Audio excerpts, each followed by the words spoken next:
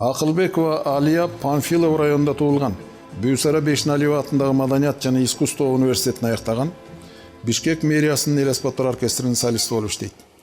Аткара турган ыры «Бала». Автору Абдурашид Бердибаев.